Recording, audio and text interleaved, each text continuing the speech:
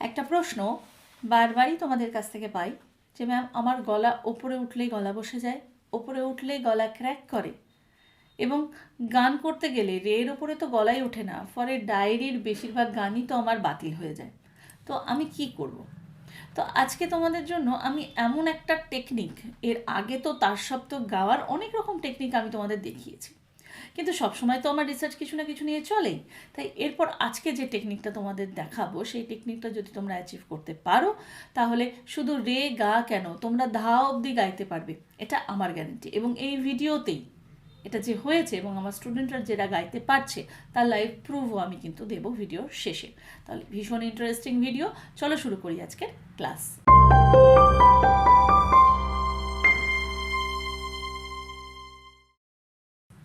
নমস্কার, আমি বাবলি বিশ্বাস আর আপনাদের স্বাগত আমার চ্যানেলে। তবে ক্লাসে যাওয়ার আগে বলি, যারা আমার অনলাইন এবং অফলাইন ক্লাসের সঙ্গে যুক্ত হতে চান তারা এই মুহূর্তে স্ক্রিনে যে নাম্বার দেখতে পাচ্ছেন সেই নাম্বারে কল করে নিয়ে ক্লাসের ডিটেলস জেনে নিতে পারেন। এছাড়া এটি হোয়াটসঅ্যাপ নাম্বার, এই নাম্বারে নিজেদের নাম, বয়স এবং স্কেল জানিয়ে অ্যাজ এ স্টুডেন্ট নিজেকে এন্ট্রি করতে পারেন। যথাসময় আমার সহকারী আপনাদের সঙ্গে যোগাযোগ করে নেবে। আজকের আমাদের আলোচনার বিষয় তার সপ্তক আমরা কিভাবে গলা তুলব।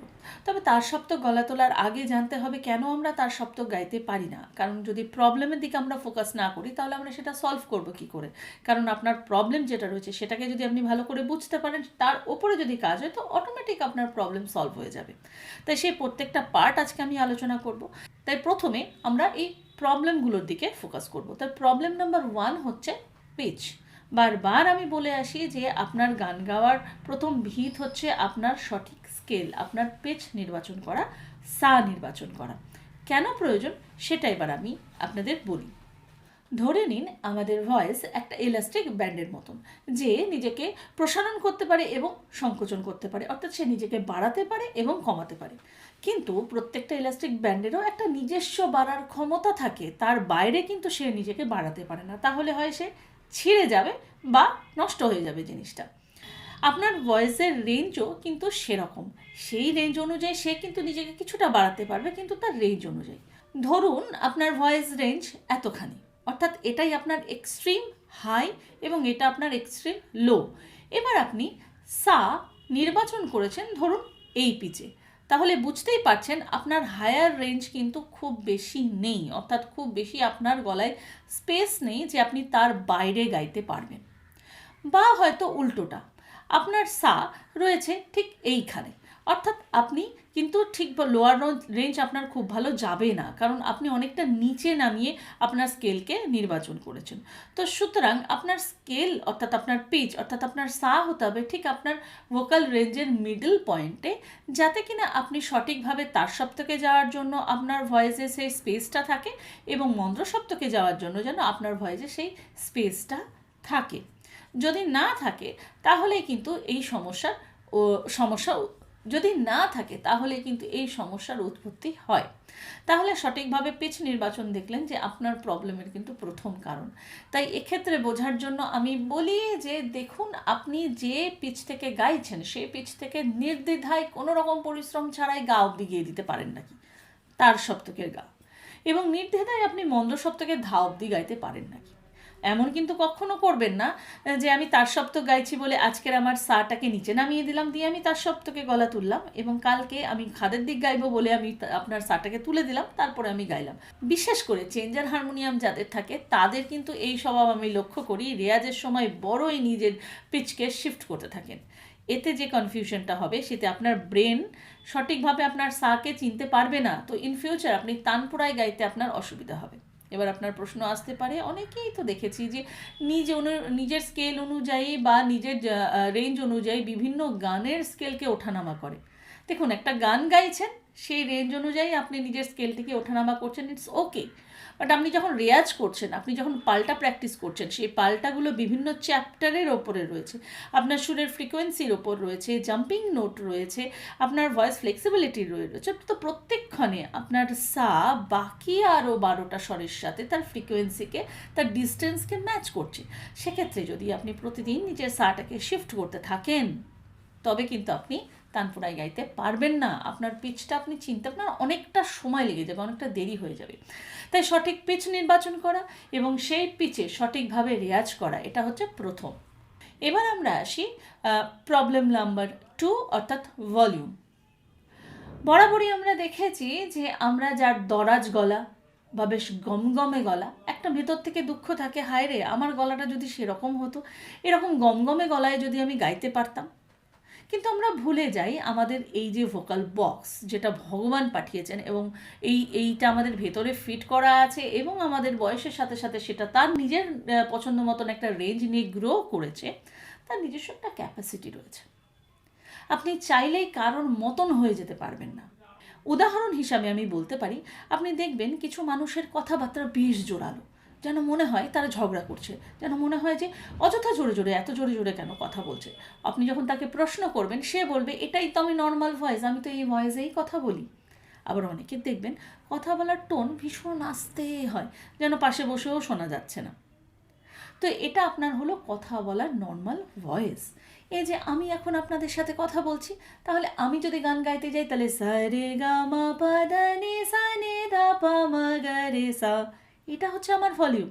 কিন্তু আমি কথা বলছি এই নর্মাল ভলিউমে এবং আপনাদের সাথে আমি গান গাইবো সা রে গা মা পা ধা নি সা নি ধা পা মা গা রে সা, তো এই ভলিউম কতক্ষণ টিকবে? বেশিক্ষণ কিন্তু টিকবে না। তো আপনার ওই তার সপ্তকে উঠে গলা বসে যায়, তার কারণও হচ্ছে এই।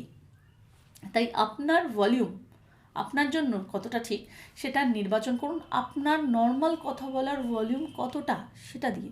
আপনি যদি নিজেই হন যে একটু ধীর স্থির গোছের এবং আপনার কথা বলা ভীষণ আস্তে, ভীষণ সাউন্ড আসতে, তাহলে আপনার গানও সেই অনুযায়ী হবে। তার সপ্তকের ক্ষেত্রে একটু বাড়বে, কিন্তু ওই নকল করতে যাবেন না আপনার পাশের বন্ধুটি দরাজ গলায় গায় বলে। তার গলার ধরনই এরকম, সে কথাই বলে জোরে। তো প্রথমে নিজের সঠিক ভলিউমটা চিনতে শিখুন এবং সেইভাবে নিজের গলার সাউন্ড প্রডিউস করতে শিখুন, অর্থাৎ গানের ভলিউমকে প্রডিউস করতে শিখুন। এটাও কিন্তু ভীষণ ইম্পর্টেন্ট আপনার তার সপ্তক গাওয়ার জন্য। এবং এবার আসি আমার তৃতীয় সমস্যার ক্ষেত্রে। তৃতীয় সমস্যা হচ্ছে সঠিকভাবে ভয়েস ব্যালেন্স, যেটা আমি প্রায়শই মিসিং দেখি সব ধরনের স্টুডেন্টের ক্ষেত্রেই। আমাদের ক্ষেত্রে এই সারেগামা পাধানি সা সা নি ধা পা মা গা রে সা ছোট্টবেলা থেকে দেখে এসেছি, আমাদের গুরুজি বলে এসেছেন এটা আরোহ, অর্থাৎ যে নিচ থেকে ওপর দিকে উঠছে, এবং এটি অবরোহ, যে ওপর থেকে নিচ থেকে নামছে। কিন্তু আমাকে বলুন তো, সা রে গা মা, ভলিউম কি বাড়ছে?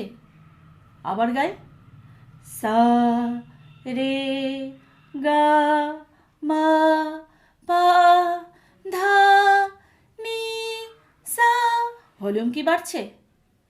যদি বুঝতে না পারেন আরেকবার ভিডিওটি ব্যাকে নিয়ে যান এবং আবার শুনুন, দেখবেন ভলিউম বাড়ছে না।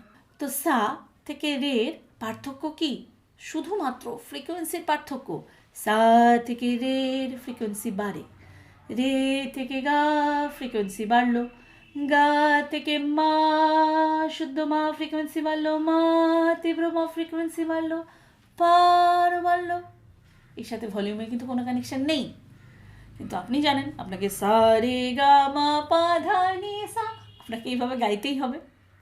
এবং সব থেকে দুঃখের বিষয়, এই যে তার সপ্তক গাইছি এবং এইভাবে উঁচু দিকে করে মাথা করে গাইছি, কাউকে কি কোনো প্রফেশনাল সিঙ্গারকে আজ পর্যন্ত গাইতে দেখেছেন? তাই কাউকে অন্ধর মতন একজন বলে দিল যে এইভাবে গাইতে হয় এবং আপনি সেটাকেই অনুসরণ করছেন। কেন করছেন? একবার ভেবে দেখুন, যারা এই ইন্ডাস্ট্রিতে রাজ করছেন, যারা এই ইন্ডাস্ট্রিতে রীতিমতো কাজ করছেন, তারা কি কখনো তার সপ্তক এইভাবে গান? তাহলে আপনি কেন গান? তো সুতরাং আপনাকে আপনার ভয়েসটাকে ব্যালেন্স করতে শিখতে হবে। তাহলে আপনার যেটা অভ্যেস হয়ে রয়েছে, অর্থাৎ মন্দ সপ্তক আপনি গাইছেন এই ভলিউমে, মধ্য সপ্তক গাইছেন আপনি এই ভলিউমে, এবং তার সপ্তকে গাইছেন আপনার এই ভলিউমে, এবং ভলিউমের আপনার ডিবি এমন জায়গায় পৌঁছচ্ছে যে আপনার স্পিকার ফেটে যাচ্ছে, অর্থাৎ আপনার ভয়েসের স্পিকার ফেটে যাচ্ছে, গলা ক্র্যাক করছে। তো বুঝতে পারলেন আপনার গলা ক্র্যাক করার কারণ। তাহলে আপনাকে কি করতে হবে? আপনাকে ভয়েসকে ব্যালেন্স করতে হবে। এবং যেটা বিশ্বাস করুন ভীষণ কঠিন কাজ, কারণ আমি এটা স্টুডেন্টদের দিয়েই বুঝি কেন কঠিন কাজ, কারণ পেরেই ওঠে না। যখন আমি বলি গাও একই ভলিউমে সা রে গা মা পা ধা নি সা সা নি ধা পা মা গা রে সা, কিছুতেই সে অ্যাডজাস্ট করতে পারে না। সে সা রে গা মা পা ধা নি সা সা নি ধা পা মা গা রে সা, এই একটি কর্কশ বেসুরো একটা রাফ ভোকাল দীর্ঘদিন ধরে করে আসে এবং তারপর বলে কেন আমার গলা সুরেলা হয় না।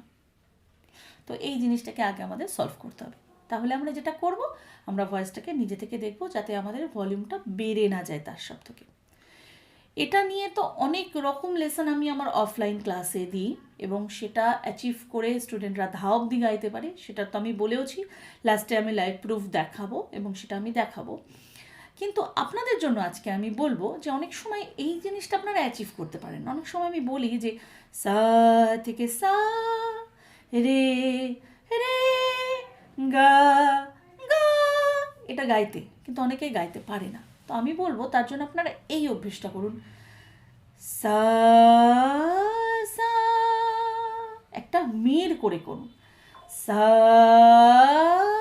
সা, তাহলে ভলিউমটা খোলার জায়গা পাবে না। রে রে গা গা মা মা, আবার সা সা, ঠিক এইভাবে। কিন্তু সা সা এটা যেন না হয়ে যায়, এই ব্যালেন্সটাকে খেয়াল রাখতে হবে। সা সা রে রে গা গা মা মা, ঠিক এইভাবে ভয়েসটাকে ব্যালেন্স করতে হবে। তো যখন তার সপ্তক গাইতে বসবে তার আগে অবশ্যই 20 থেকে 40 মিনিটের একটা হেলদি মন্দ্র সপ্তকের রেয়াজ, একটু ভয়েস ফ্লেক্সিবিলিটির রেয়াজ, একটু ভয়েস ওয়ার্ম আপের রেয়াজ করে নেওয়ার পর তার সপ্তক গাইবার আগে এইভাবে ভয়েসকে ব্যালেন্স করবে। এবং যারা আমার অফলাইন বা অনলাইনের স্টুডেন্ট তাদের চিন্তা নেই, তাদের জন্য নানা ধরনের টেকনিক আরও অনেক রয়েছে, তোমরা জানো আরও অনেক রয়েছে। তো তোমরা সহজেই কিন্তু তোমরা তার সপ্তকের মা বা পা বা ধা অবধি তোমরা গিয়ে নিতে পারবে। তো এরপর আমি আসছি লাইভ প্রুফের ব্যাপারে, যেখানে 30 মিনিট একটি লাইভ সেশন হয়েছিল শুধুই মাত্র তার সপ্তকের ওপর, এবং সেটা প্রতি মাসে প্রত্যেকটি ব্যাচের ক্ষেত্রেই হয়, এমন নয় যে একটি ব্যাচের ক্ষেত্রে। তো সেই ব্যাচে আধ ঘন্টা ক্লাসের পর স্টুডেন্টদের বক্তব্য কি শুনে নেব। গাইলে পরে কতদূর যেত আগে গলা? গা মা পর্যন্ত যেত, হ্যাঁ, কিন্তু আজকে পাধা ভয় পেতাম। পাধা, আজকে গিয়েছে গলা পাধা অবধি? হ্যাঁ হ্যাঁ হ্যাঁ, খুব মানে আপনি এত সুন্দর ইজি করে ভাই মানে ওইটা করালেন, তারপরে আমি দেখলাম যে ধা পর্যন্ত বেশ সুন্দর ভাবে গেল, মানে গলায় কোনো রকম চাপ লাগলো কোনো না। রকম চাপ লাগলো না। তো এই ভয়েস মানে থ্রোয়িংটাকে এটাতে আমি মনে অনেক রাখবেন। খুশি হয়ে গেছিলাম। মানে আমি অতদূর যেতে পারবো এটা ভাবতে পারছি না আর কি। তো আশা করি আপনারা বুঝতে পেরেছেন যে কিভাবে আপনাদের ভয়েসকে ব্যালেন্স করতে হবে তার সপ্তকের জন্য। তাহলে আজকে এই পর্যন্তই। যদি ক্লাস ভালো লেগে থাকে তাহলে অবশ্যই করতে হবে লাইক এবং শেয়ার, এবং আমাকে আমার অন্যান্য সোশ্যাল মিডিয়ায় অর্থাৎ ফেসবুক এবং ইনস্টাগ্রামে যদি ফলো করতে চান তাহলে তার লিঙ্ক রয়েছে ডেসক্রিপশানে। এবং আমার এই চ্যানেলে যারা নতুন, যারা এখন আমার এই চ্যানেলের সদস্য হননি, তাদের নিচে থাকা সাবস্ক্রাইব বাটনটিকে অন করে দিয়ে অল নোটিফিকেশন অন করে দিতে ভুলবেন না। আজকে এই পর্যন্তই। সবাই ভালো থাকুন, সুস্থ থাকুন এবং সঙ্গীতময় থাকুন।